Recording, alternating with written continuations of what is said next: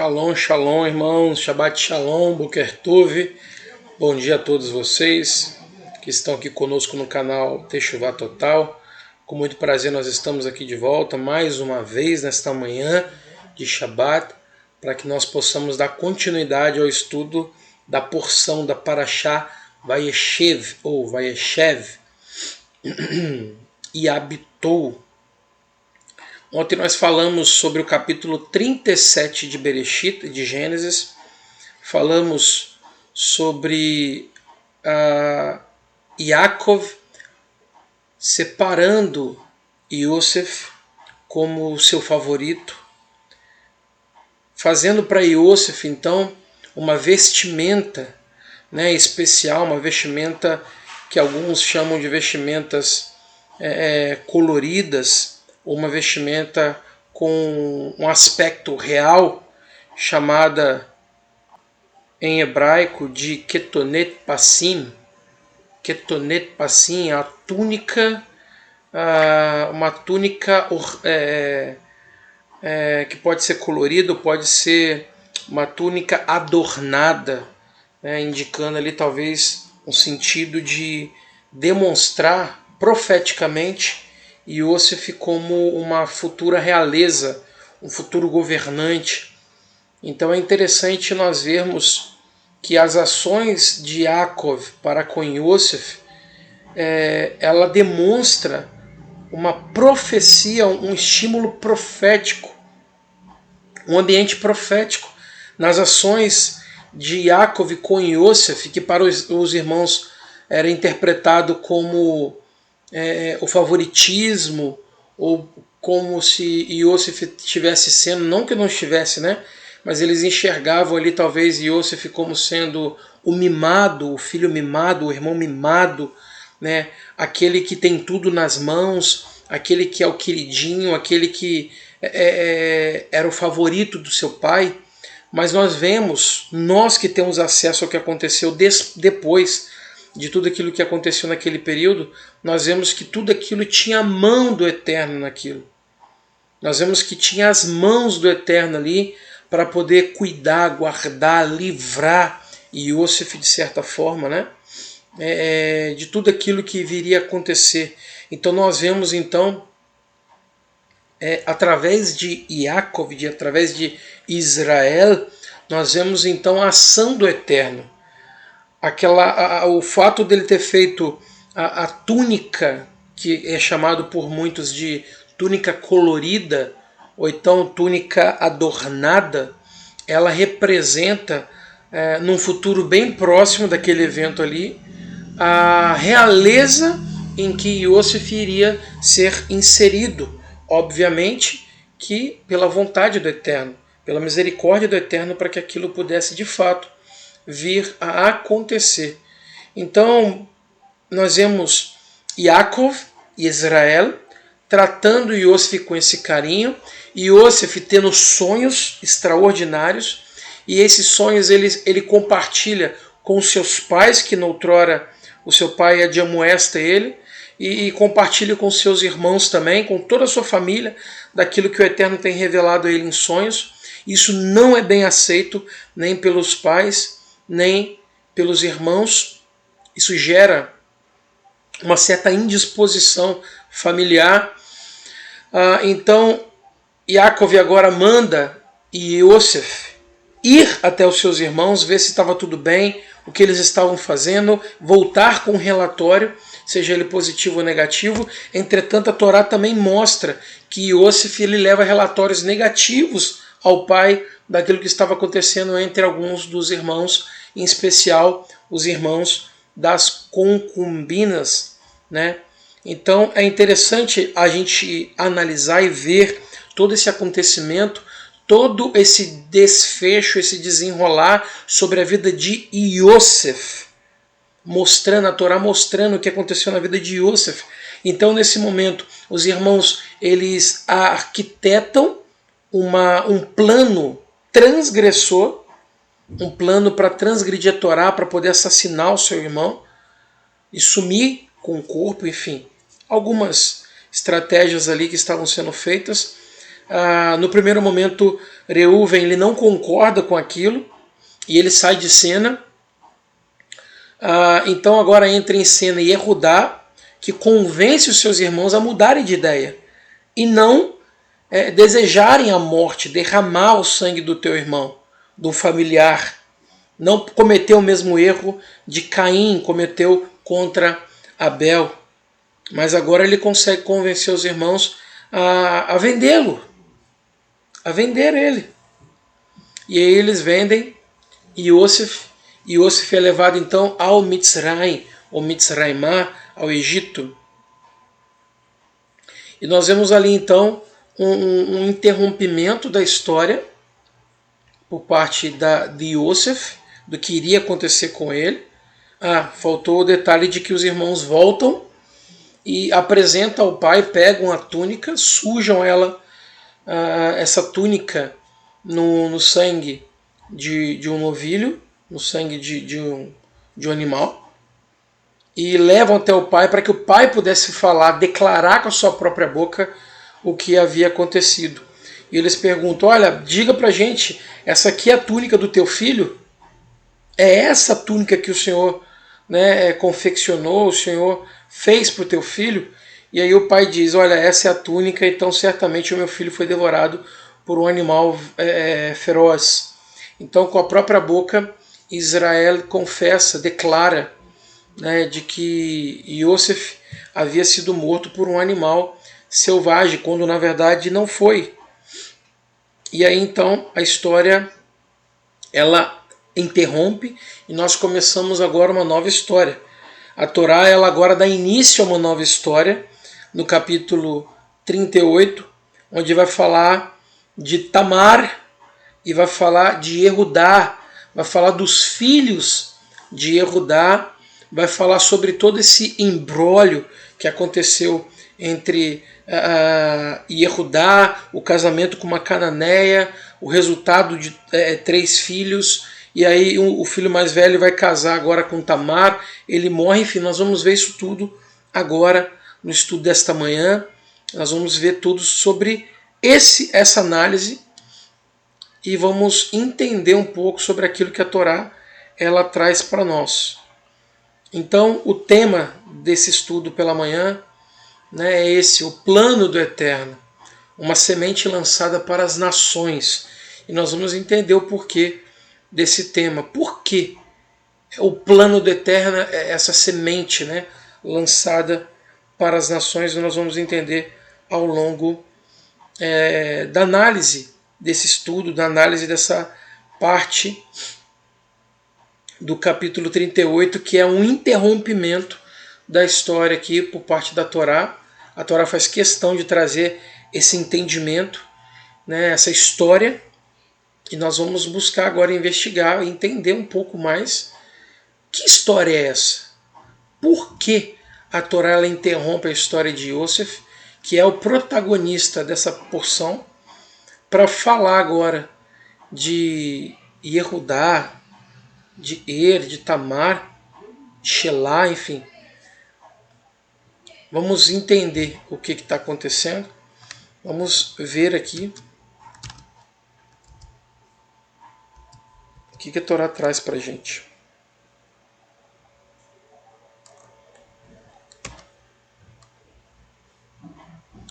E o capítulo 38 então começa, cadê o laser?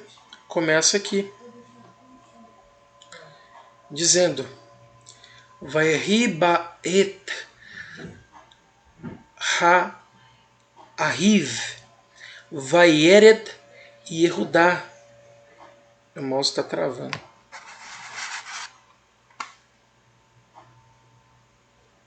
Meu mouse está acabando a bateria. Deixa eu mudar aqui.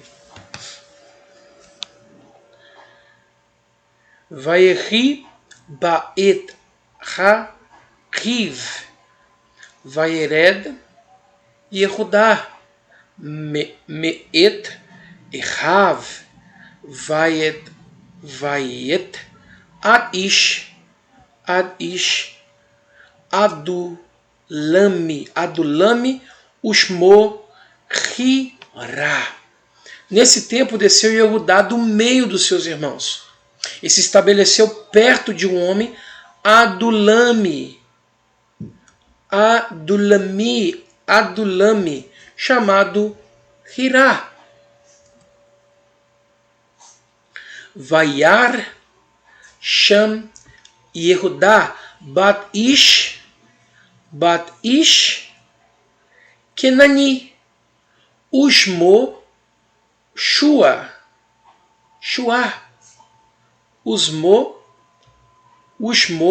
Suá vai carreira vai avô elecha. Ali Yehudá viu uma das filhas de certo Kenani, chamado Shua. Lembra, nos arremete à ideia, né? Da salvação, da ideia, se nós colocarmos o Yud aqui, ó, é o nome de Yeshua, né? O eterno é salvação. Olha que coisa interessante. Então aqui nós já vemos algo acontecendo aqui. Isso já nos arremete à questão da salvação, do plano do eterno acontecendo ou iniciando, dando início aqui nesse momento, nesse desenrolar do que está acontecendo aqui. E ele a tomou e dormiu com ela, e coabitou com ela. Então veja que Yehudá se estabeleceu ali perto de um homem Adulami, chamado Hirá. E ali Yehudá viu uma das filhas de um cananeu, chamado Shua, que remete à salvação. E ele tomou essa filha desse cananeu e dormiu com ela. E aí o texto vai dizer: Vatahá vatelet ben, vaikra et shemo Er. E a engravidou e ela deu à luz um filho, a quem ele chamou de quê? Er. Chamou ele de Er.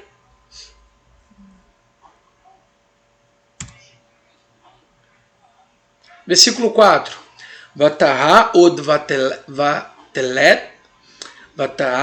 vatelet ben vatikra et shemo Onan. Ela engravidou uma segunda vez e deu à luz um filho. E ela lhe deu o nome de Onã, e o nome dele foi Onã.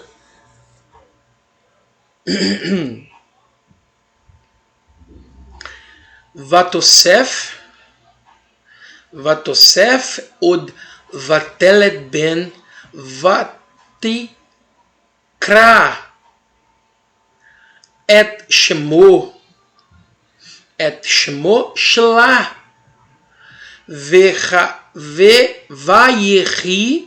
vayechi bekeziv beledeta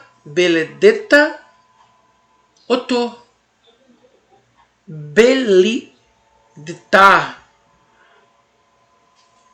belita oto. Então ela engravidou uma outra vez e teve um filho ao qual chamou Shlah. Ele estava em Ksiv quando ela deu à luz o menino. Então, nesse momento aqui, a Torá diz onde era o lugar. E é interessante. Por que a Torá mostra exatamente isso? Né?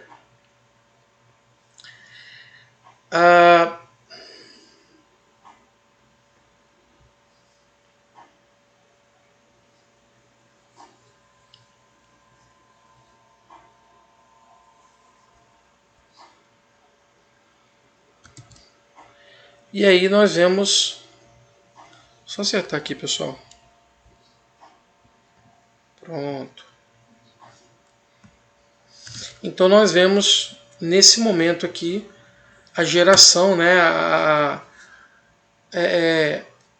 A Torá agora ela traz, né, para nós como que Yehudá, ele agora, primeiro ele passou por aquele momento com seus irmãos, vendeu Yosef, e agora me parece, a Torá mostra que ele desvencilhou dos seus irmãos, foi para um lugar específico, casou com uma mulher cananeia, e dessa mulher cananeia ele teve agora a sua família. Ele constrói agora a sua família. E é interessante porque agora ele tem 3 filhos. E a Torá vai dizer que o primeiro ele se chama Er. O segundo se chama Onan. E o terceiro Shelah. Er possivelmente significa cortado. Onan, forte, vigoroso. E Shelah, uma petição em aramaico, está tranquilo.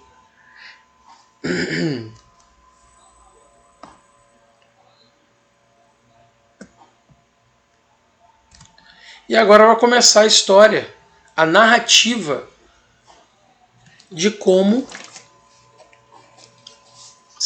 deu sequência à história da família de Yehudá.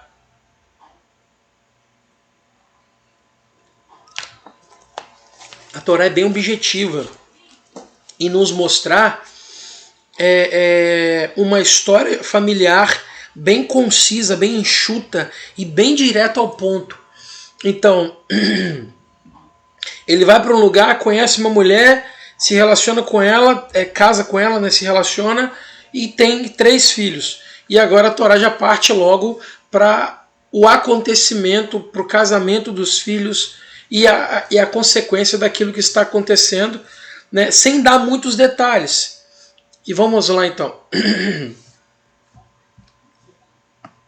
Vamos pegar aqui agora e entender o que a Torá tem a nos dizer, né?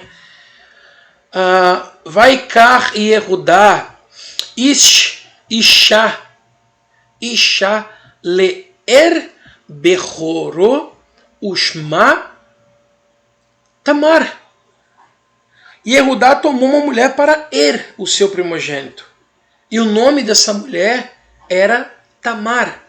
Tamar, irmãos, vem de a raiz para tamará ou tamará. Tamareira. Tem outro nome também que é palmeira. Então Tamar, ela significa isso, é uma tamareira. Então o nome dessa mulher que Yehudá tomou para o seu filho era tamareira, Tamar. Tav men iresh. Tav significa sinal ou aliança. O men é águas ou caos, alguma coisa relacionada à questão do movimento, do sobrenatural, da construção, do que está em movimento. Uresh indica liderança, cabeça, líder. Então, a tamareira, ela podemos dizer que é um sinal em movimento da liderança. É um sinal de movimento da liderança, do cabeça. Sinal do movimento do cabeça. E nós vamos entender o que isso significa. Esse sinal de movimento do cabeça, do líder, né, que está por vir. Continuando a leitura aqui, Vayehi Bechor Yehudá Ra Beenei Adonai Yudhevavihe Hashem, né? Hashem. Vayemitehu Hashem novamente, Adonai. Contudo, o primogênito, né, o primeiro filho de Yehudá, era mau. Ele era mau, Ra, aos olhos diante, né, do Eterno. Por isso, o Eterno o tirou a vida. Pelo fato de ele ser mau, cometer pecados que eram abomináveis ao Eterno, o Eterno subtraiu-lhe a vida de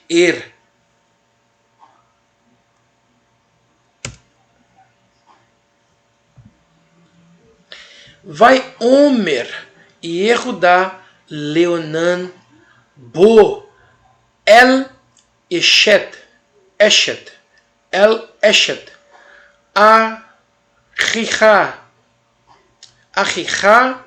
Veyaben Otá Verraken Zerá.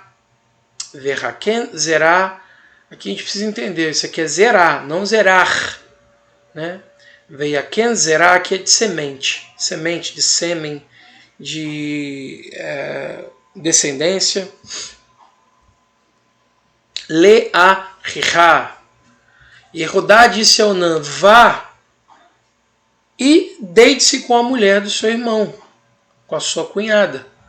Cumpra o dever de marido de seu irmão para com ela, porque o irmão havia morrido e não deixou filhos. Isso é importante a gente entender, pessoal. Isso aqui é muito importante a gente entender, porque senão dá a impressão de que a Torá ela abre mão para algo que depois ela vai condenar, ela vai proibir. Não é que depois ela vai proibir, ela vai impedir que isso aconteça, nós já vamos entender. Aqui existe uma lei, um mandamento específico. E detalhe, nós estamos em Bereshit, em Gênesis. Nós não vamos encontrar, antes desse texto aqui, uma informação, uma orientação, uma condução ou um ensino referente a isso aqui, para poder afirmar que em algum momento houve esse ensino, ou que esse ensino surgiu na Torá, que ele apareceu, que houve uma instrução. Não há. O que nós vamos ver, e detalhe, essa é a primeira vez que aparece tanto o conceito de ensino como de aplicação do que é chamado de Yibum, que é essa lei, esse mandamento do levirato. Então essa é a primeira vez em toda a Torá em que aparece esse mandamento, né, do Yibum, do levirato. Tanto o ensino quanto a aplicação desse mandamento. E note que o texto vai deixar claro para a gente de que é algo que ele já tinha um conhecimento. Isso é algo que ele já tinha um conhecimento. Qual outro lugar que isso vai aparecer de maneira mais enfática? Lá em Deuteronômio, capítulo 25, do 5 ao 10, vai falar sobre esse ensino de maneira mais detalhada, de maneira mais incisiva, de maneira mais específica. Agora aqui, nós estamos em Bereshit. Por que eu estou afirmando dessa forma? Por que eu estou falando desse jeito? Porque muitas pessoas vão dizer que a Torá ela só inicia em Êxodo capítulo 20. É um equívoco, é um erro. E nós vemos aqui, em Gênesis, em Bereshit, capítulo 38, uma aplicação, uma execução. Não é alguém sentando e dizendo, ensinando, falando, olha, a partir de hoje o Eterno determinou que vai ser assim, assim, assim. Ou seja, como é dito pelos sábios, a Torá já existia desde o Éden. Desde o Éden, quando o homem foi formado, o Eterno colocou ali no homem toda a Torá, para que o homem pudesse viver de maneira justa, para que ele pudesse aplicar a justiça. E aí quando ele é expulso do jardim, do Gan Éden, ele então Adão começa a transferir para os seus filhos e para a tua descendência o ensino da Torá. Ele começa a transmitir as mitzvot de maneira oral, boca a boca, como foi dito ontem à noite, ensinando para os seus filhos e para toda a sua descendência sobre os mandamentos, sobre a aplicação. Obviamente que não pegando uma legislação, um livro gigantesco, colocando do lado de uma criança, ensinando para ela, olha, hoje nós vamos ler, tá? Você começou já a falar, agora a partir de agora eu vou te ensinar aqui, nós vamos ler, tá? Toda a legislação e você vai aprender. Não, não é assim. É feito meato, pouco a pouco, com pequenos exemplos do que deve ou não fazer, e sempre que se foge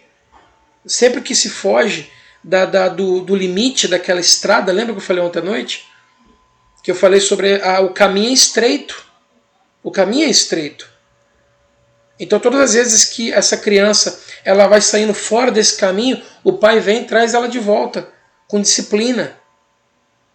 E assim foi feito, desde Adão. E a Torá deixa bem claro isso. Por que que Erudá está dando um mandamento, uma ordem para Onã, dizendo, vai lá, tome a mulher do falecido, do seu irmão falecido, e cumpra o dever. Ou seja, cumpra esse mandamento para que ela possa engravidar. E através da tua semente o teu irmão tenha descendência. Dê continuidade. Então veja que a ligação é espiritual. O elo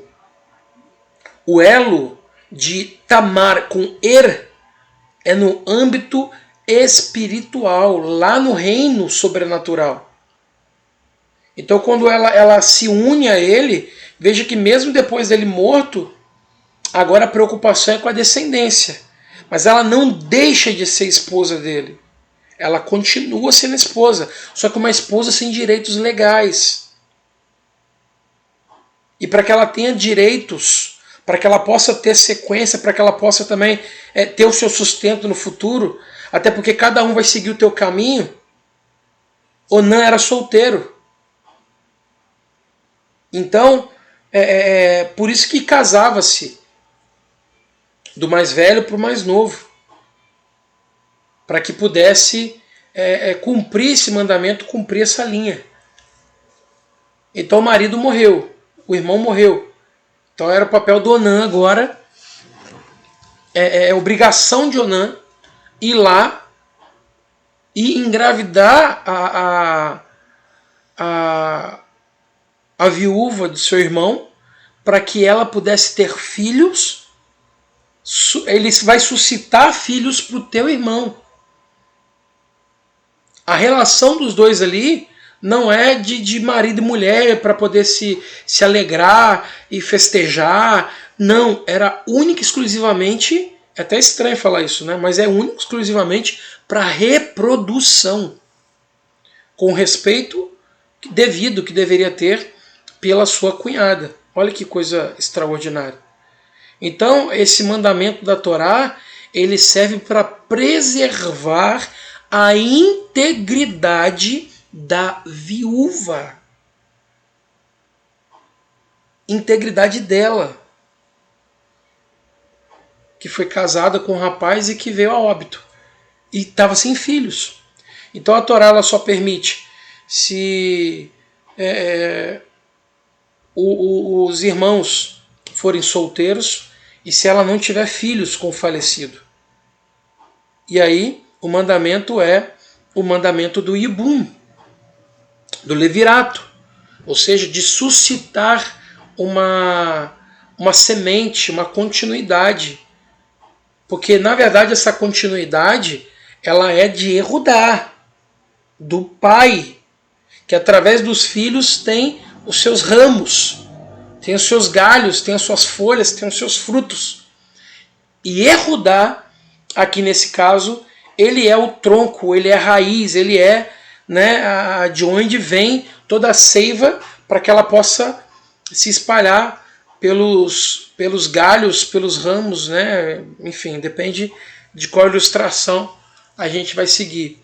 De qualquer maneira, para que você possa entender que esses frutos, apesar de vir de galhos, eles são o resultado, eles são para honra e permanência da história, principalmente, primordialmente, primeiramente, de Yehudá, ok? Deixando bem claro isso aí. Então vamos lá.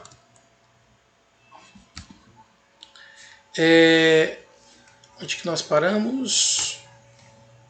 Tá, beleza.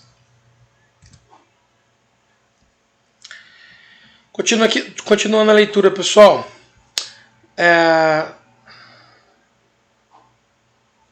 Vayedá Onan Kilo. Vayedá Onan Kilo. Lo. Irie. Lo Irie Hazerá. Entretanto, Onã sabia que o filho não seria considerado seu. Ve-haya imba el ashet. Imba el ashet ahiv veshichet atza leviut tetzerá leviut netan zerá netzerá le arriv. Por isso, sempre que ele tinha relações sexuais com a mulher do seu irmão, ele lançava a semente, o sêmen, a semente sobre o solo para não dar a descendência ao seu irmão. Ou seja, estava agindo com covardia. E nesse caso ele fazia o que era mal. Nós vamos ver logo à frente. Porque ele estava apenas se alegrando, aproveitando, né? Ou seja, eu vou usar uma palavra aqui que talvez o YouTube vai considerar prejudicial, então não vou usar ela. Ou seja, ele estava tendo prazer com a mulher do seu irmão, porque ele se relacionava sexualmente e o motivo da relação, que era a semente, a zerá, que era para poder justamente suscitar um filho para o seu irmão falecido, ele lançava a zerá, a semente, o esperma, ao solo, ao chão, não, obviamente não permitindo que ela viesse a engravidar, que ela viesse a ter um filho, uma semente, né, um descendente do seu irmão falecido,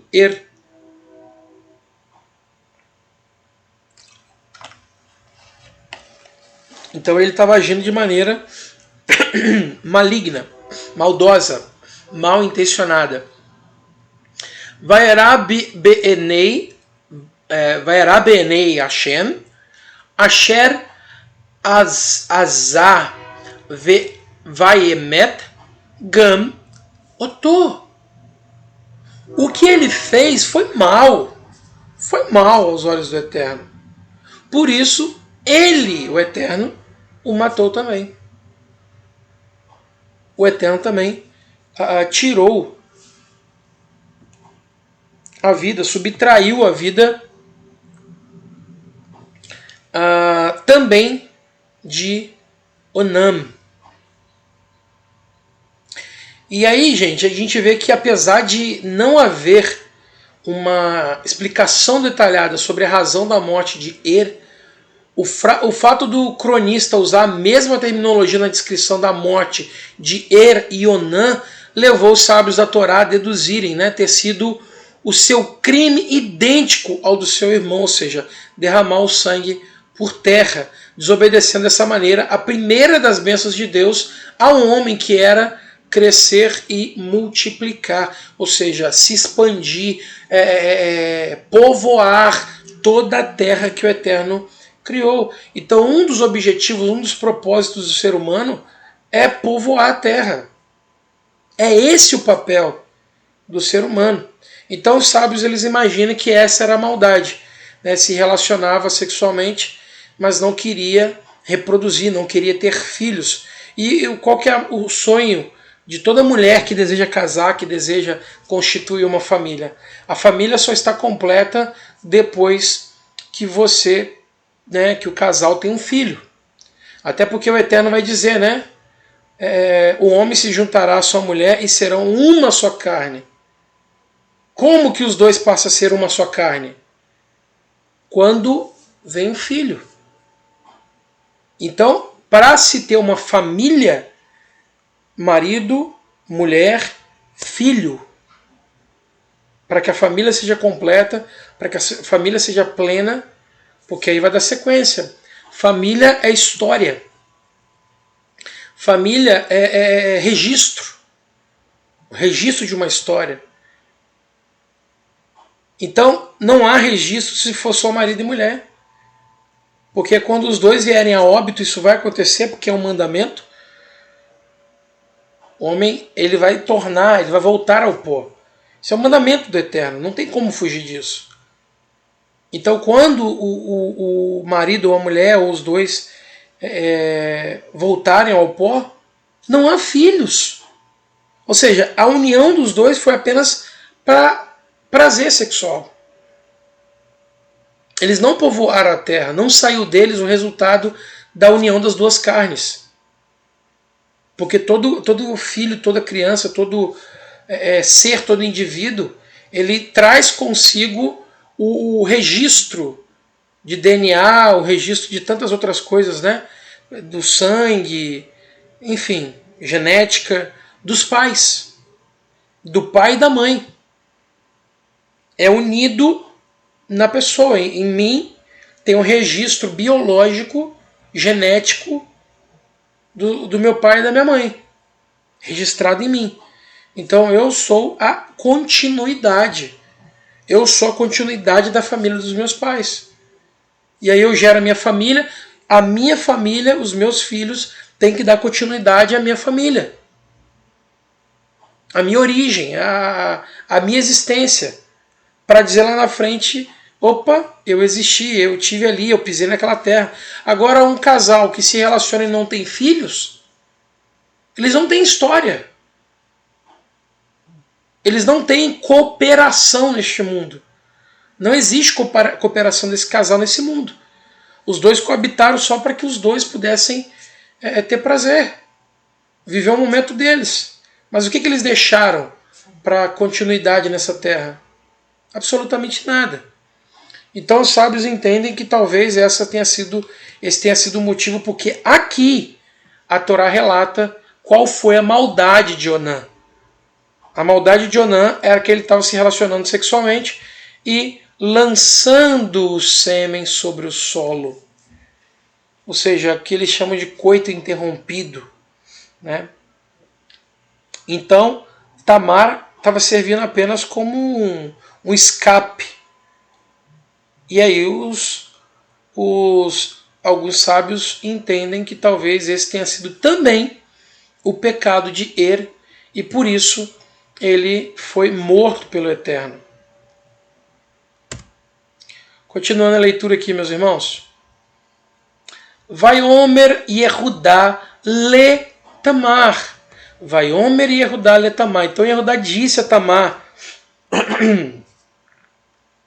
Kalati Shavi Calato, né? Calato, desculpa. Calato sonora. Chevi almaná beit avir ad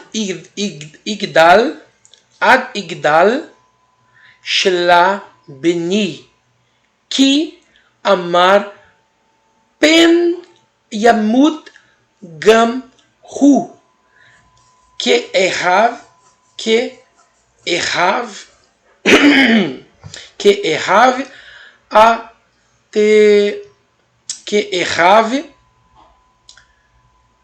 Ateler. Ateler.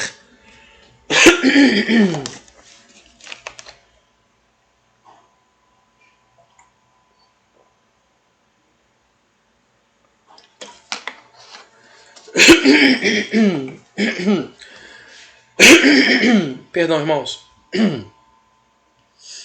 Que errave vateler ama Tamar. Eita, misericórdia.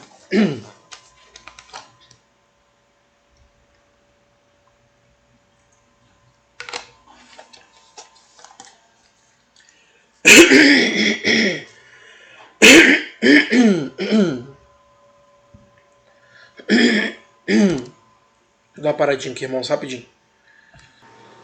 Pronto, pessoal, voltei aqui.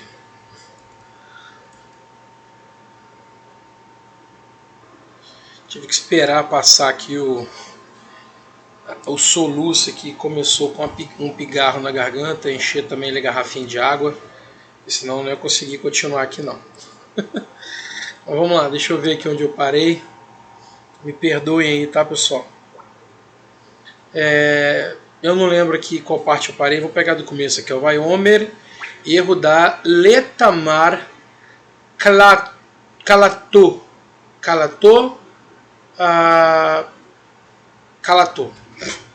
Então Yehudá disse a Tamar, sua nora: Shevi Almaná, Beit Avir Ad Igdal Shelah Beni Ki Amar Pen Yamut Gan Hu Que Ehav Vatamar Que Ehav não Vateler Tamar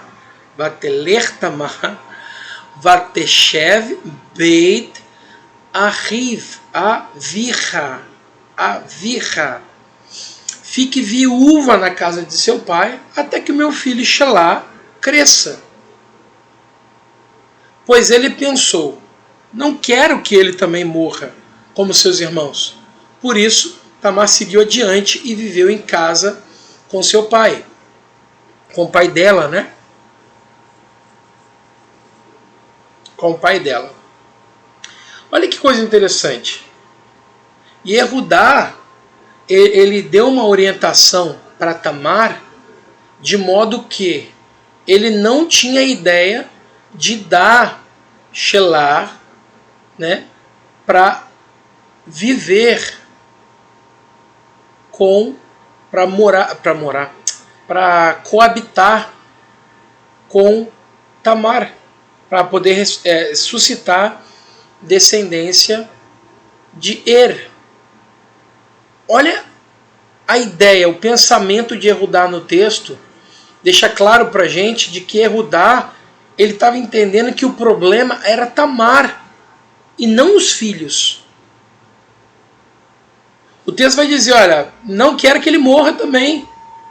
Ué, mas por que ele iria morrer? Só pelo fato de se relacionar sexualmente, né, com a Tamar para poder suscitar herança para os filhos, sendo que era algo de Deus, algo do Eterno, para que o Eterno pudesse dar sequência, um mandamento, uma instrução da parte do Eterno, de Elohim. Então veja só, a ideia dele é o seguinte, era como de fato se Tamar é a viúva negra, né? Se eu não estiver equivocado, eu acho que é a viúva negra, né, que mata o macho, eu não tenho certeza. Se eu estiver falando besteira, vocês me perdoem, desconsidero, tá? Mas é o que me vem à memória aqui agora. Então na cabeça de Yehudá, Tamar era um problema. Era assassina ali de marido. O camarada tocou em Tamar, ele vai morrer. O problema é ela. Então ele está dizendo, olha, eu não quero que ele morra também, Shelah também morra. Eu vou dizer para ela que eu vou dar a ele, porque ele é muito pequeno ainda e tal. Então quando ele crescer, eu dou ele para que ele possa suscitar aí descendência de Er. E talvez ele estava pensando assim, tomara que Tamar, nesse período aí, ela vai embora. Ela vai de arrasta para cima e tá tudo certo. Não sei, talvez tenha sido esse pensamento, eu não tenho certeza. Né? A Torá não deixa claro, mas ela deixa de maneira subentendida que era esse o pensamento de Yehudá. O problema é Tamar. Então eu não quero que Shelah morra. Então o que eu vou fazer? Eu vou esconder ele, vou dizer, Tamar, vai lá morar com seu pai lá, né? E tá tudo certo. Vamos deixar por assim mesmo. Na cabeça de Yehudá. Mas a Torá também ensina que nós não devemos fazer um voto de tolo. Prometer algo que não venhamos cumprir.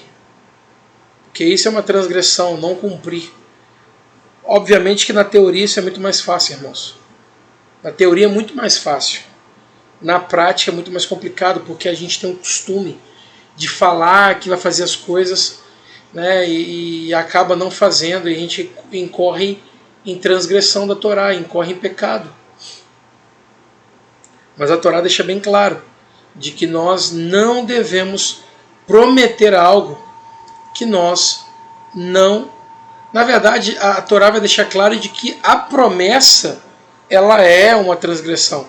Porque nós não sabemos se nós estaremos vivos para poder cumprir ou não uma promessa. Então, a partir do momento que nós prometemos, nós já estamos também cometendo um ato de transgressão até que cumpramos com a promessa feita. Essa informação a gente encontra em Eclesiastes capítulo 5, né, no livro Kohelet, Eclesiastes, escrito por Shlomo Hameler, rei Salomão. Então, melhor é que não se cumpra nada. E se cumpriu e se prometeu, vá e logo coloque em prática. Tem outros textos também, né, que vão trazer essa informação. Na Torá, por exemplo, nós vamos encontrar textos de Números 30, versículo 2, Deuteronômio 23. Nós vamos encontrar também em Levítico 19. E Provérbios também vai falar sobre isso, sobre a questão de ser laço para o homem, né, dizer de maneira precipitada que algo é separado, algo é santo, algo é puro, e só depois refletir, né, de fazer, e só depois refletir, e só refletir depois de ter feito o voto. E o próprio Yeshua vai dizer em Mateus capítulo 5, de que nós não devemos jurar de modo nenhum, né? Jurar que está relacionado à promessa, né? Mas que seja o nosso sim, sim, e o nosso não, não. Então, aqui nós vemos um erro de Yehudá, alguns erros de Yehudá, né? E um deles é esse, de ter feito uma promessa que não tinha o menor interesse em cumprir com essa promessa. Vamos dar sequência aqui à leitura.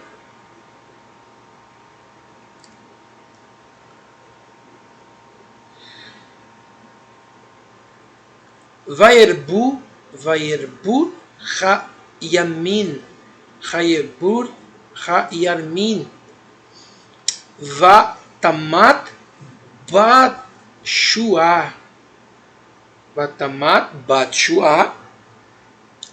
Eshet Yehudá, Vainahen Yehudá, Vaial al Gozezei sono hu vechirá re-ehu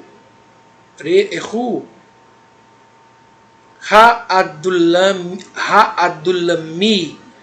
Timnatá. Certo tempo depois, a filha de Shua, a mulher de Yehudá,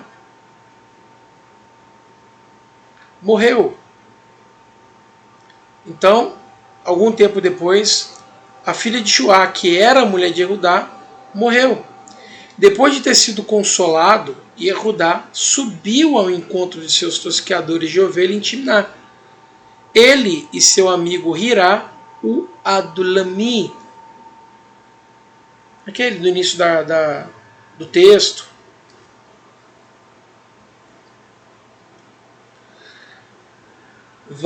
Vaiugad, Vaiugad,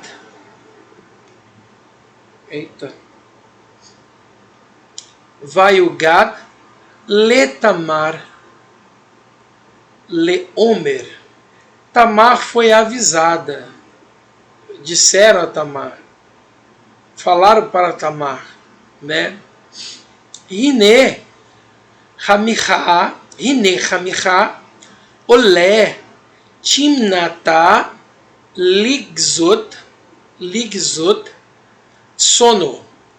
Seu sogro subiu a Timná para tosquear as suas ovelhas.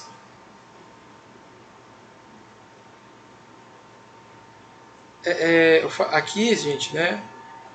É isso mesmo, sono.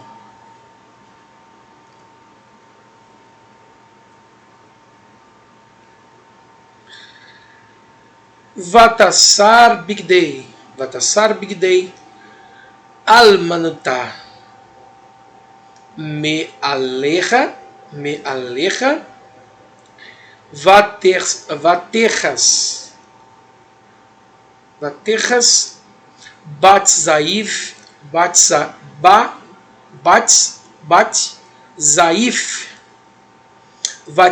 Vatichalaf,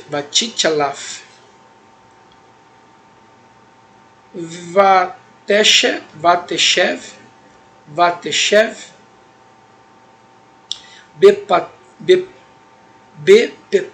Bepetar, Einaim, Asher al-Derech, Timnatá. Por isso ela tirou suas roupas de viúva, cobriu completamente o rosto com o véu e sentou-se à entrada de Einaim, que está no caminho para Timnatá. Que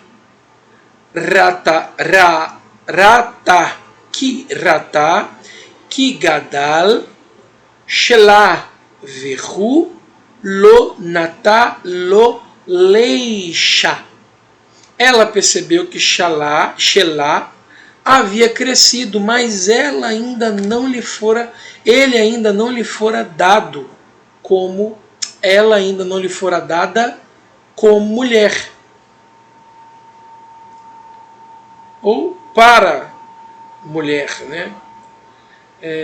Leishá, para mulher, para se relacionar com ele como uma mulher. Vaiarecha Yehudá,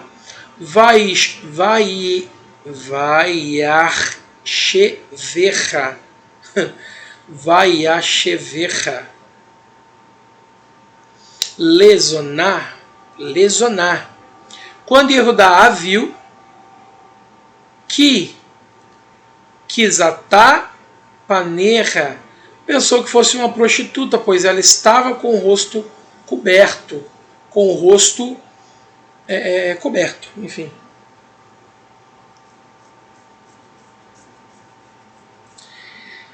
Esse lugar Timnatá, pessoal, ou Timná,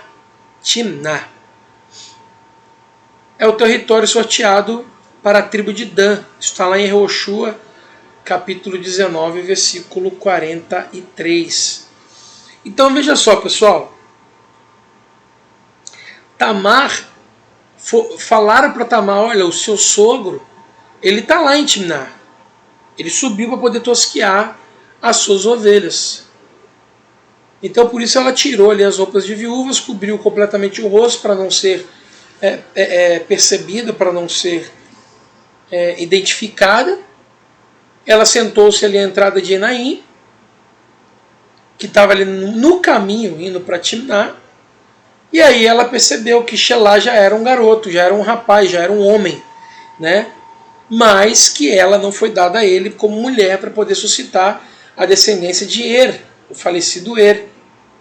Então quando Yehudá viu ela sentada ali no meio do caminho, ele pensou que fosse uma mulher da vida, pensou que fosse uma prostituta, porque ela estava com o rosto coberto. E Yehudá, ele estava agora viúvo, ele estava sem esposa, estava solto na vida, né? E aí o texto vai continuar dizendo: Vaietá elecha el haderer, e se aproximou, e ele se aproximou de onde ela estava sentada, né? Ele se aproximou de onde ela estava no caminho. Vaiomer, e lhe disse: Havá na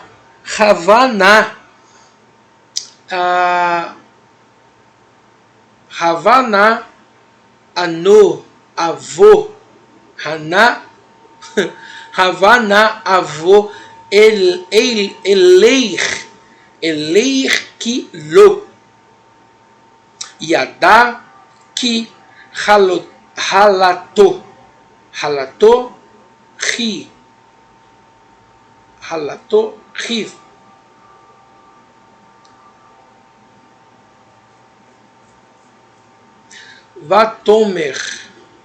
Vatomer ma titen li ki tavo elai.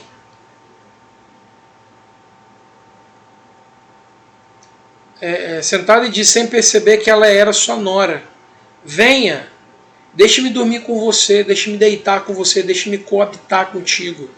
Ela respondeu: o que eu vou receber para me deitar com você? Ou para você se deitar comigo? Vaiomer anochi, Vaiomer, né? E Yehudá respondeu, né? Vaiomer, e respondeu: Anohi eshlach gedi izim min hatazon vatomer im titen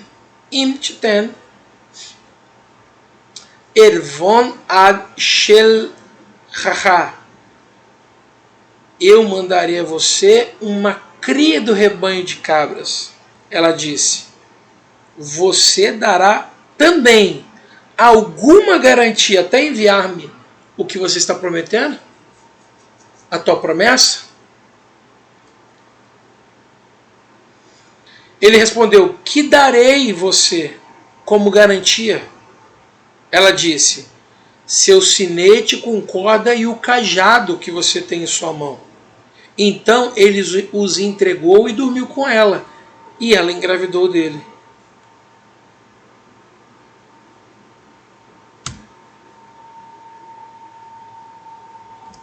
Então veja só, irmãos, Tamar, ela usou, né, de inteligência. Tamareira. A tamareira, ela demora algo em torno, aproximadamente, para dar o primeiro fruto, algo em torno de 80 anos. Ou seja, toda essa luta de Tamar não era exclusivamente para aquele tempo, para aquele momento, mas era algo futuro, para algo que viria. Então essa luta de Tamar, de permanecer no deserto, de lutar, de se esforçar para poder ter o sustento, para ter a sua continuidade, é o exemplo de uma tamareira que fica ali resistindo ao tempo, resistindo ao deserto, resistindo ao lugar onde ela foi plantada, onde ela iniciou o teu trajeto, resistindo ao sol, resistindo à chuva, quando há chuva, obviamente, né? Resistindo ao tempo seco, ao tempo árido. E aí a Torá nos relata agora de que Yerodá, ele não nota, né, ele não percebe, ele não identifica de que aquela mulher era sua nora, porque ela estava com o corpo coberto, ela estava com o rosto oculto, digamos assim. E ele não percebeu que era ela. Ele imaginou que fosse uma prostituta, porque as prostitutas cobriam a cabeça, normalmente era a cabeça raspada, ou cabelo baixo, enfim. Ele pensou então que ela era uma prostituta, convidou ela para poder dormir com ele, fez uma promessa de pagamento. Ela disse: eu preciso de uma segurança, preciso de algo que vai de fato garantir. Olha a inteligência, a forma que essa mulher tamareira, ela e como nós fizemos aqui leitura pictográfica, né, leitura paleolítica do nome Tamar, né? Tamar, Tav, Men, Eresh, né, o sinal do movimento da liderança, né? Eu não lembro como que eu falei no começo aqui, mas seria isso, né? O sinal, águas, né? O caos, o movimento, né? Algo que se move. Eresh, liderança, né? De governo. Então é o sinal do movimento para o governo, para o líder, né? Nós sabemos que esse sinal é para o Mashiach. Então veja todo esse movimento de Tamar, né? É um sinal para o governo do Mashiach. É um sinal para que algo era muito importante e muito necessário por meio da vida dessa mulher. Então essa semente ela era necessária, não poderia passar em branco. Havia um propósito, havia uma necessidade e ela precisava ser cumprida.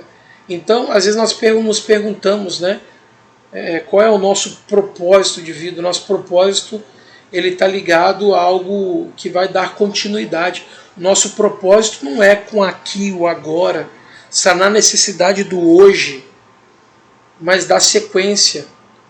Nosso propósito de vida sempre está ligado à continuidade, à permanência, à existência, a escrever história, a permanecer na história. Você vê que o Eterno, quando vai dar ordem ao ser humano, ele vai dizer: olha, você vai se unir à tua esposa, vai deixar pai e mãe, porque o papel do pai e mãe já foi feito em vocês. Agora é o papel de vocês. Vocês vão dar sequência, vocês vão se unir e serão uma só carne através de um filho. Um filho que eu estou dizendo não em numeral, mas na qualidade, né? E esse filho é obrigação de vocês, né? Multiplicar, qual que é a palavra? Habitar a terra, povoar a terra. Então esse é o papel de vocês. Tamar, ela entendia que o papel dela não era simplesmente ser viúva. Ela não aceitava a realidade de ser apenas uma viúva. Ela não aceitava essa realidade. Eu sou viúva, tudo certo, a minha história é essa. Quem é Tamar? Viúva de Er. Viúva de Er, que teve relação com Onã também. Os dois morreram depois que tocaram nela. Tocou em Tamar, é morte. Tamar, não, eu não aceito isso. Eu não aceito esse decreto, eu não aceito essa palavra, eu não aceito isso para minha história, para minha existência. É isso que vão falar a respeito de mim? Tamar, a mulher tocou, morreu. A mulher veneno. Toca e morre. Se relacionou com Tamar, é sinônimo de morte. Não, Tamar não aceitou essa declaração, não aceitou esse destino sobre o nome dela. E ela foi atrás da recompensa, foi atrás da promessa, foi atrás de cumprir. Veja só, Se Tamar ela não tivesse preocupada em cumprir o mandamento do Eterno de povoar a terra, ou seja, o propósito dela primeiro como mulher, que é gerar um filho, Tamar seria conhecida até os dias de hoje, irmãos, como a mulher toque e morre, ou o veneno ambulante, ou qualquer coisa desse tipo, ou viúva negra, se for esse mesmo caso, né? Da viúva ela matar aí o seu parceiro. Não sei, tá? Se for isso mesmo. Então veja só, Tamar poderia ser lembrada da pior maneira possível, mas ela não aceitou esse decreto e correu atrás de cumprir o mandamento do Eterno, de povoar a terra. Tinha que sair do ventre dela, gente. Tinha que sair do ventre dela, mas ela talvez não esperava, ela não sabia que do ventre dela sairia alguém que seria,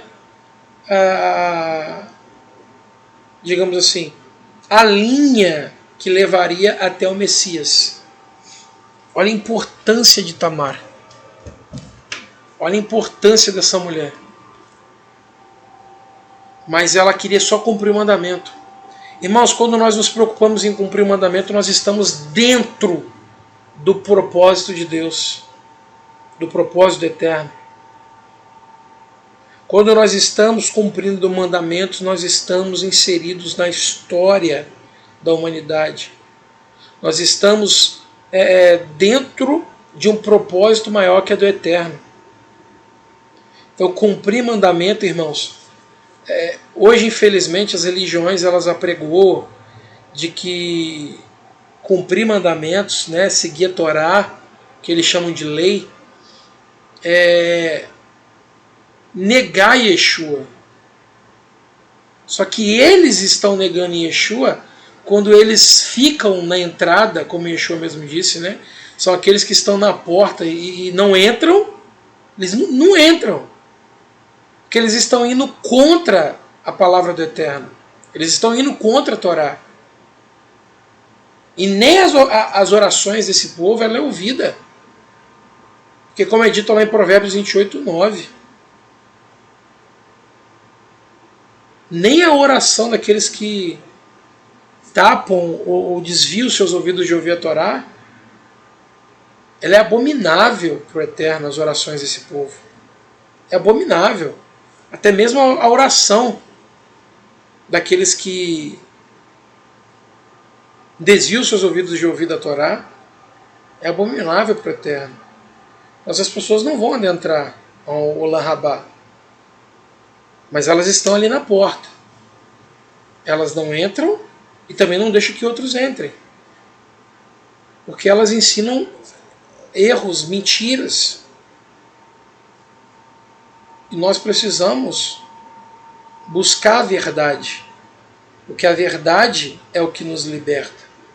É a verdade que nos leva, nos proporciona, né, uma vida de entrega, de intimidade com o Eterno, de conhecimento de quem de fato é o Messias, o Mashiach.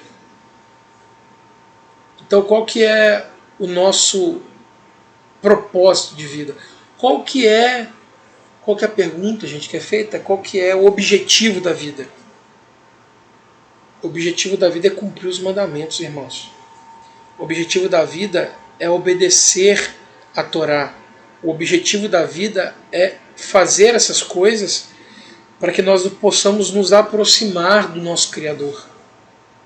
Tamar, tamareira. Aquela que movimenta as coisas, né, como um sinal do governo de Deus, do Eterno, de Elohim, de Hashem. Tamar. Tamar não aceitou o decreto sobre a vida dela. Eu não aceito ser conhecida pela história como a matadora de homens, a venenosa. Não. Eu preciso cumprir mandamentos. E existe o mandamento do Eterno que diz que eu preciso gerar filhos, povoar a terra. É o meu papel. E eu não vou abrir mão disso. E foi o que ela fez. Ela foi atrás. Ela guardou a promessa de Erudá e Erudá não cumpriu a promessa. Mas de Erudá, do Dalet, o quarto dos 12, houve uma transição de Yosef, como foi dito ontem à noite. E hoje pela manhã nós vimos que essa transição ela continua pela porta que é Erudá. E agora essa transição ela acontece por meio agora de Tamar. Por meio de Tamar, nós vamos ver aqui logo à frente, essa transição acontece. E Tamar, ela de fato, ela se demonstra ser uma mulher cheia do mover do Eterno. Porque olha que coisa interessante, nós estamos falando de uma mulher cananeia. Uma mulher cananeia que tem princípios morais. Uma mulher cananeia que tem preocupação em cumprir o mandamento, em povoar a terra, em seguir. Ela foi atrás daquilo que ele disse. E como ele não cumpriu com a promessa dele em entregar Shelah para ela, quando ele disse, eu vou mandar para você um rebanho de cabra, ela disse, olha, aqui está dizendo, você dará também alguma garantia ao enviar-me prometido? Ou seja, eu não confio na tua palavra. Você não sabe quem eu sou, mas eu não confio na tua palavra. Você já tinha me dito noutrora que ia me entregar Shelah, para que dele pudesse suscitar um filho, para que eu pudesse gerar, para que eu pudesse cumprir o mandamento de povoar a terra. E você não me deu, eu quero ter uma garantia agora. Qual que é a garantia que você vai me enviar o prometido, se eu me deitar contigo? Obviamente que ela não está preocupada em se deitar com Yehudá. Ela não foi lá para isso. Ela foi lá para investigar, saber como estavam as coisas, verificar se de fato Shelah, né, já estava pronto. E aí, como uma surpresa, ele acha que ela é prostituta e ele se aproxima dela e faz essa proposta. Faz essa proposta de se deitar, né? Dormir com ela, passar a noite com ela. E aí ele responde, né? O que eu vou dar para você como garantia? Aí ela já se antecipa. Seu sinete, a corda e o cajado. O sinete, a corda e o cajado. Sinete, corda e o cajado. Olha a proposta de Tamar. O cajado que está na sua mão. Então ele entrega essas três coisas para Tamar e foi dormir com ela. E daquela relação, daquele momento, ela engravida. Sinete, a corda e o cajado. Muito interessante isso aqui, pessoal. Vamos analisar. Vamos analisar isso aqui com carinho.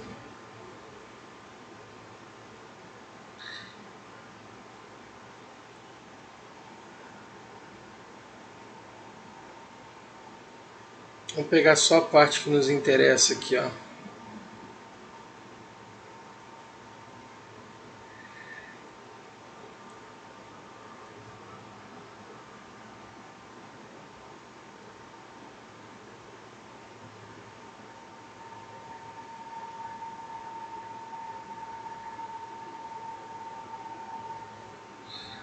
Vamos lá.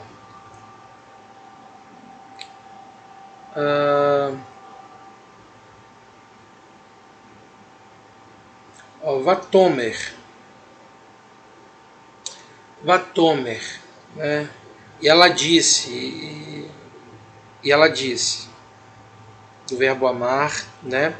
Significa dizer, falar. Rotamcha. Rotamcha. Ou seja, o teu sinete, do substantivo rotem, que significa o selo, né?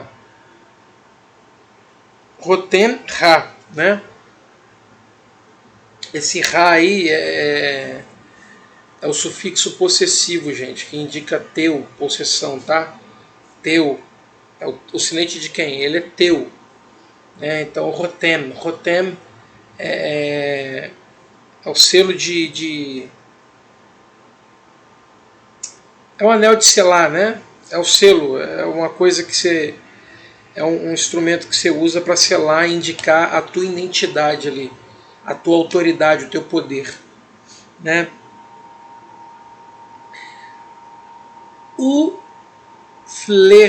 Ufilecha, né? Nós temos um ezinho aqui, né?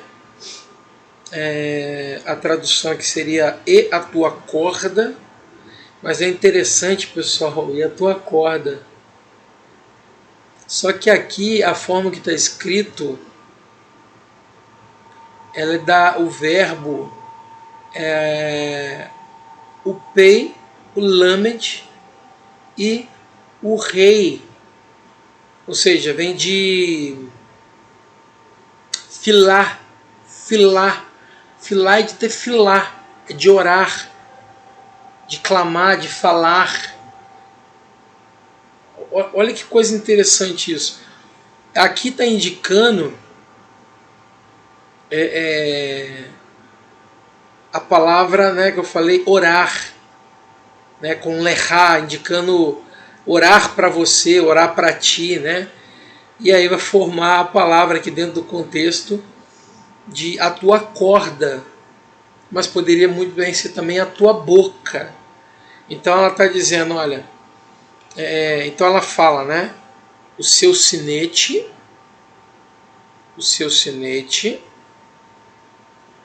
e a tua boca, a tua palavra, a tua oração, o poder que você tem de conexão, de ligar, de ligação. Por isso que pode ser traduzido como corda, porque corda liga uma coisa a outra, corda conecta uma coisa a outra. O materra,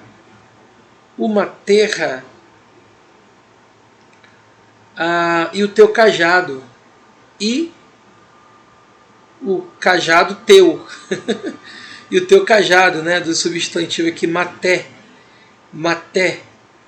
que significa cajado, bastão, né? Mais uma vez com substantivo, com sufixo possessivo, ra, indicando aí a posse. Então essas três coisas aqui que nos chamam a atenção, né? O teu sinete, né? O teu sinal, o teu sinete. O teu sinete, a tua oração, a tua corda, a tua ligação e o teu cajado, a tua autoridade. As duas coisas estão ligadas à autoridade. Isso aqui mais a identidade. Isso aqui está ligado mais à identidade, autoridade por identidade. Aqui é conexão, né, do falar, do orar, da corda. E aqui a autoridade cajado, né, de poder, de autoridade. Então uma coisa ligando a outra. Então ela pede três itens que um liga o outro.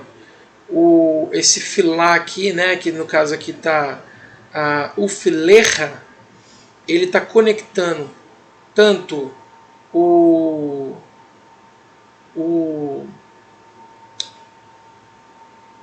Rotanha, né, que no caso vem de Rotem, está ligando o Rotem, o Filar e o Maté. Rotem, Filar e Maté. Está conectado aqui nesses três. Então, ou seja, ela está pedindo uma garantia que não é física. Tamar, ela não está pedindo uma garantia daquilo que é físico. Não, me dá uma garantia física aí, de algo que tem valor, para que eu possa ter a certeza de que você vai me pagar aí com aquilo que você me prometeu.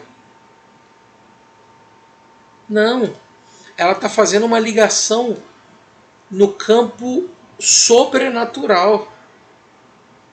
O que ela está pedindo aqui, ela está pedindo que ele conecte através da boca, através da oração, do filar, ele conecte o papel do selo, do sinete, junto com o cajado. A identidade, a autoridade dele por identidade, a autoridade por poder. Né? Isso no âmbito da herança que vem com Yehudá, baseado na promessa do Eterno, as 12 tribos, Avraham, Isaac, Yaakov e toda a remanescência das 12 tribos ali. Olha que extraordinário isso aqui. Então ela está conectando aqui, nesse momento, a autoridade. Isso aqui é muito extraordinário. A autoridade nos céus e na terra. Não sei se os irmãos estão conseguindo enxergar como eu estou conseguindo aqui, irmãos. Isso aqui, ó, esse selo de identidade é algo que está conectado à sua identidade no âmbito celeste. E aqui o cajado é no âmbito natural, na terra. Então Tamar, através da oração do filar, que aqui é traduzido como corda, nesse ponto aqui, ela conecta céu e terra. Que extraordinário isso aqui. Obviamente que aí ela vai gerar, né? Ela vai engravidar. Ela vai engravidar dele. Depois de ter conectado céus e terra. Depois de ter conectado céus e terra, dentro dessa proposta, ela engravida dele. E ela engravida de gêmeos. Nós vamos ver mais à frente, eu já estou antecipando. Isso aqui é extraordinário.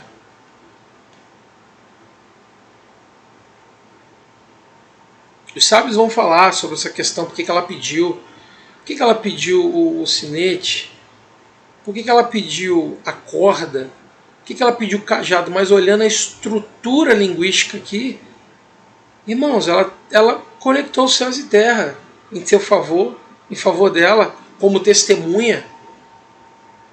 Dentro dessa estrutura linguística aqui, ela está chamando os céus e terra como testemunha de que ela foi injustiçada e que ela precisava ter essa reparação. E Yehudá queria o quê? Relação sexual com ela.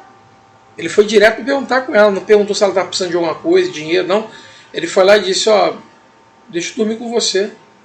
E aí começa todo esse imbróglio aí. E ela vai lá logo e aciona o mundo sobrenatural, o âmbito sobrenatural, e conecta, olha, agora eu trago a autoridade dos céus com a autoridade da terra para mostrar que eu fui injustiçado. E que essa relação aqui ela só tem um propósito, um objetivo. É eu conseguir cumprir o mandamento de gerar. Estou indo longe nos pensamentos, né, irmão? Talvez você está pensando assim, uau, que viagem isso aí, né? Irmão, isso aqui é extraordinário. É gostoso demais estudar as escrituras no contexto original, porque a gente viaja. Vamos dar sequência aqui, irmãos.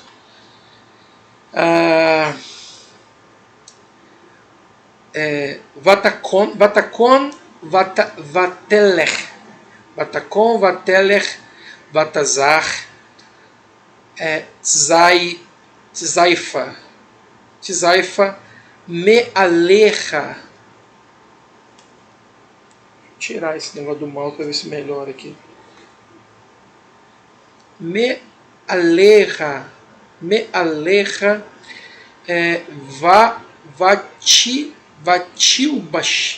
Vatilbash. ותלבש בגדי almanuta. Almanuta. Ela levantou-se e foi embora, retirou o véu e colocou as roupas de viúva. Vaishlach Yehudá et Gedi Haizin Beyad Re'ehu Ha'adulami Lakahat Ha'ervon Miyad Ha'isha Velo Metzar. E Yehudá enviou a cria por meio de seu amigo Adulami para receber de volta da mulher o que havia deixado como garantia, mas não conseguiu encontrá-la.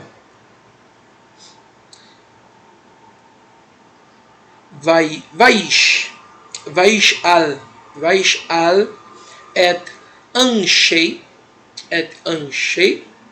Mekomah Lemor.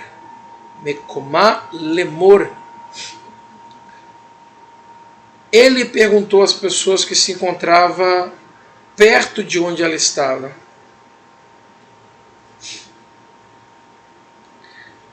Ayah HaKedeshah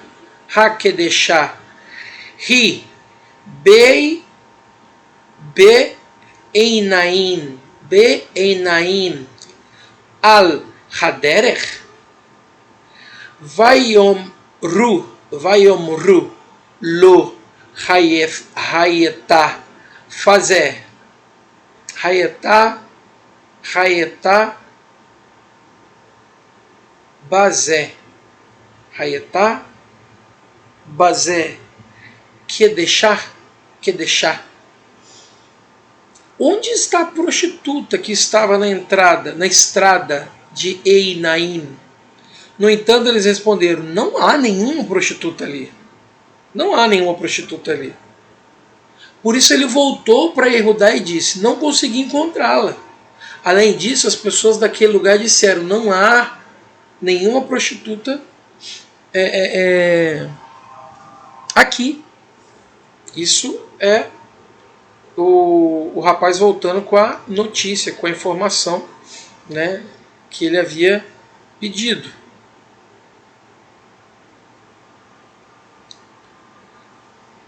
Aí vamos lá.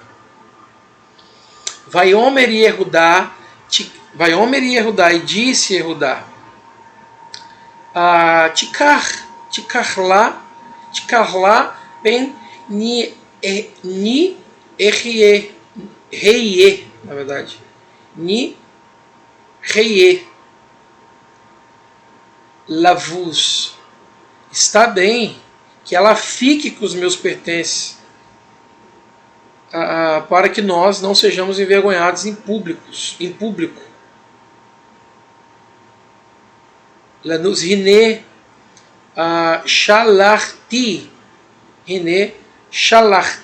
Ha-Gedi Hazé Ve'ata Lo Metzatá. Eu enviei a cria, mas você não conseguiu encontrá-la.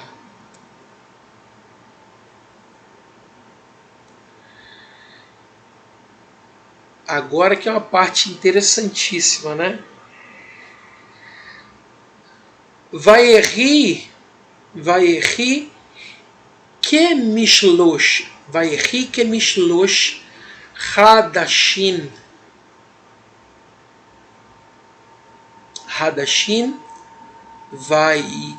vaiugad le Yehudá lemor. Cerca de 3 meses depois, Yehudá foi avisado. Lemor. Zantar Tamar Kalaterra Vegan Rine Hara Lis Nunin, Vaiomer Yehudá. Hotzi Ucha, Vetsaref. Tamar, sua nora, agiu como uma prostituta. Além disso, ela está grávida como resultado da prostituição. E Yehudá disse: levem-na para fora e queimem-na viva. Ri mutzet, vehi sholaka, shalcha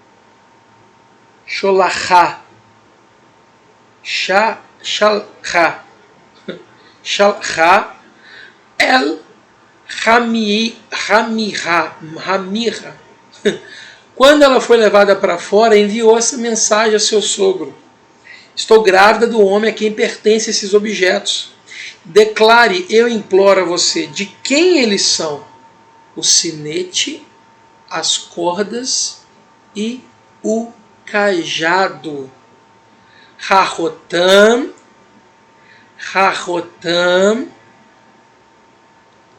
ve rapel petlim, ve ha maté, ha elé, ve ha maté, ha elé. O sinete, as cordas e o cajado.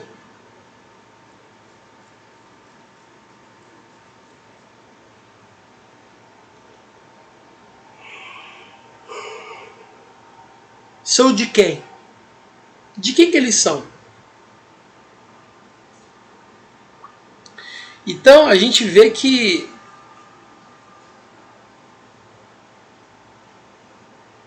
o formato, né, literário da pergunta feita pelo mensageiro Yehudá,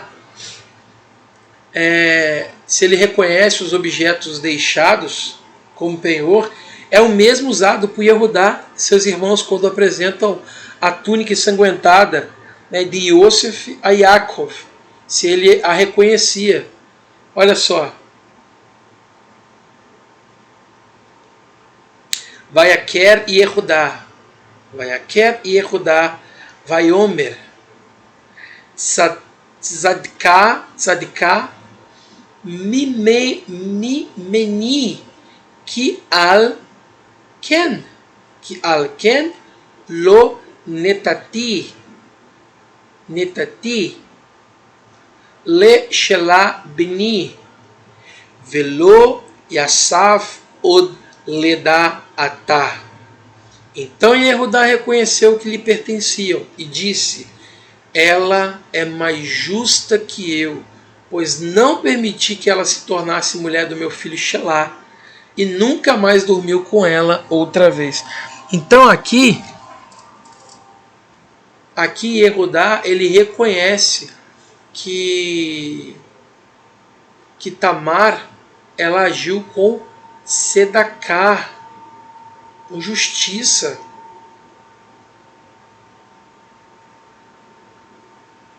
Sadiká.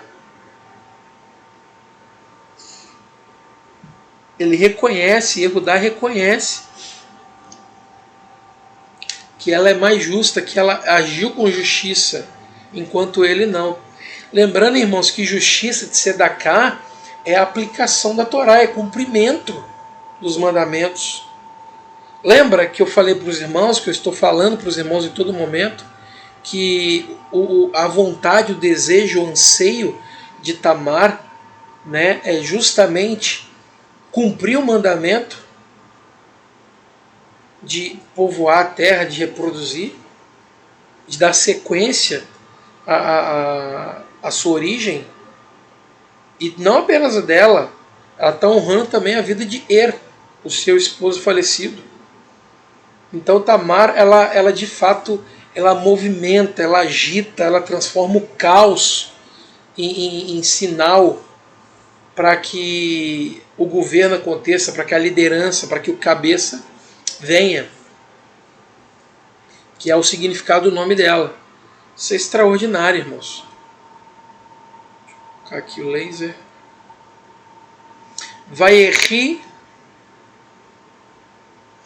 Vayehi Bet El. Oh, desculpa, de onde eu tirei Bet El aqui? Vayehi Beet. Vayehi Beet Ledata. Verine Teomin Bevetna. E quando ela entrou em trabalho de parto, tornou-se evidente de que ela teria gêmeos.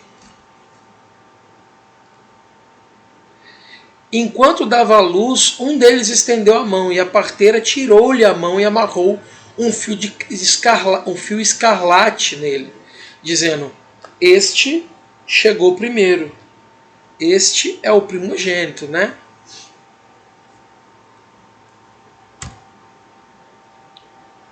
A seguir, ele encolheu a mão, e seu irmão chegou. Então ela disse: como você conseguiu sair em primeiro lugar? Por isso ele foi chamado Peretz, o que rompe, o que rompe, o que tem uma outra palavra que não me vem à memória agora, mas o que rompe, o que passa, o que ultrapassa. Peretz, o que ultrapassa, o que rompe.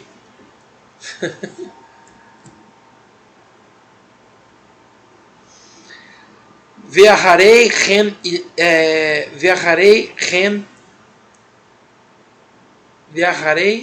Yatsa, na verdade. Ve'aharei Yatsa Achiv Asher al Yado Hashani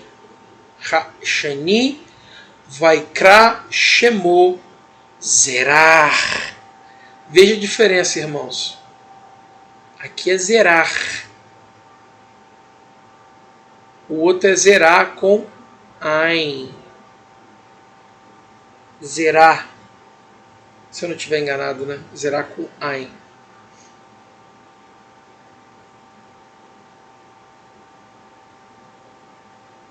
Que é Zerar. Com ret no final.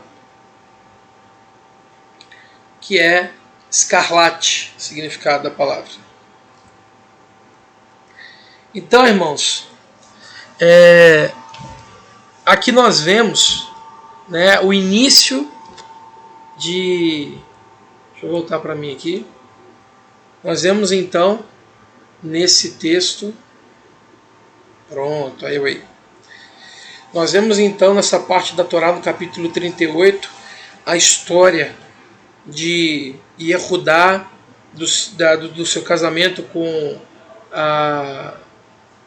uma cananita, os seus 3 filhos, Onã e Shelah, a sua nora, que foi a protagonista desse capítulo, a Tamar, né, que depois de muito custo ela conseguiu a justiça de gerar um filho. Na verdade, ela acabou gerando 2 filhos, né, Peretz e Zerah.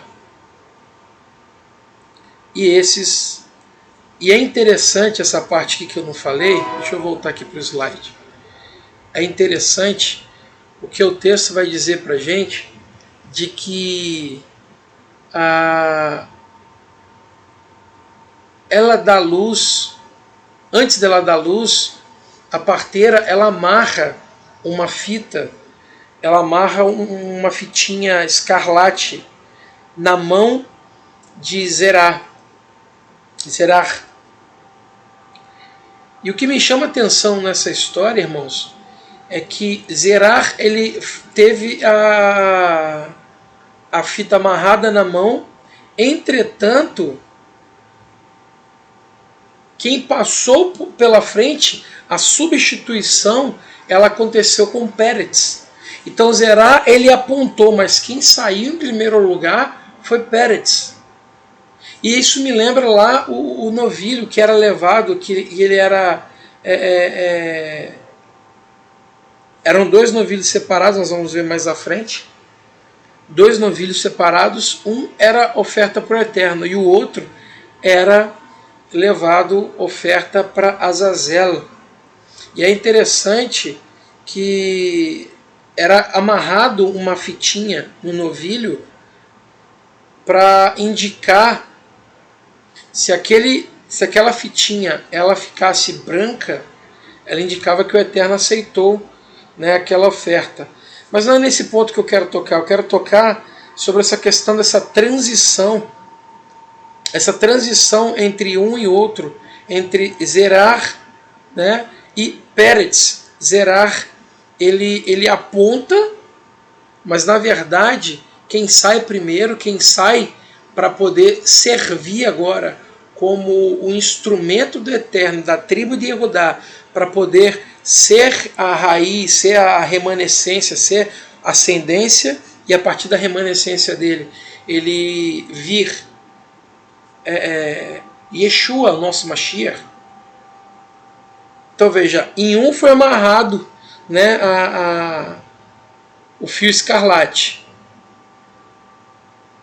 Mas esse não é a oferta para o Eterno. A oferta para o Eterno é o outro. Vem de Peretz. E é Yeshua a oferta para o Eterno, que serviu como corban em nosso lugar. Então, olha que coisa extraordinária. No nascimento dos gêmeos, a gente vê um padrão se repetindo. O que teve a fitinha amarrada não foi oferta para o Eterno. Eu não estou dizendo que tenha sido para Azazel, né? Apesar de quando a gente olha a genealogia, a gente vê que se perdeu ali, se rebelou contra o Eterno, enfim. Mas o que me chama muita atenção é essa substituição, esse corban, esse substituto. E aí justamente o que não tem a fita, ele é o corban e é a oferta para o Eterno, enquanto o outro é para Azazel. Espero que os irmãos tenham conseguido acompanhar comigo aqui, né? Então, irmãos, eu vou encerrando por aqui. Acho que o estudo já foi bem, já consegui pontuar aqui o que eu queria trazer para os irmãos nesta manhã. E eu espero que tenha sido bênção para a tua vida, para o teu crescimento, para a tua caminhada com o Eterno. Que o teu Shabat, esse matinal, né, seja uma bênção, que o Eterno te abençoe, que o Eterno conduza a tua vida, a tua manhã desse Shabat, que essa palavra ela seja de fato como um óleo fresco, né, sobre a tua vida, sobre a tua casa. Mais uma vez eu declaro cura sobre a tua vida, sobre a vida dos teus, sobre a vida daqueles que você conhece que necessitam de cura. E vamos lá, vamos recitar agora Birkat Kohanim para encerrar o estudo desta manhã. Pronto. Vamos recitar então,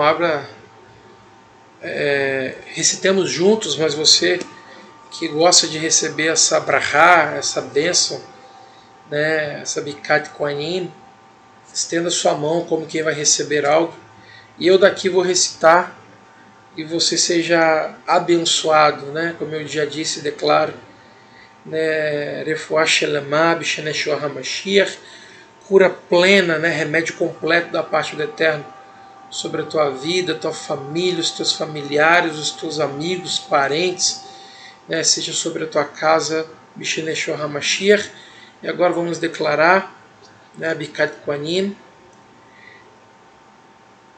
Yevarechecha Adonai veishmerecha, Yair Adonai panav lecha vihuneka, Issa Adonai panav lecha, Veyasem lecha shalom, B'Shem Yeshua HaMashiach, Elohim Melech Neman. Que o Eterno te abençoe e te guarde. Resplandeça o Eterno o seu rosto sobre ti e tenha misericórdia de ti. Levante o Eterno o seu rosto sobre ti e conceda a plenitude de paz.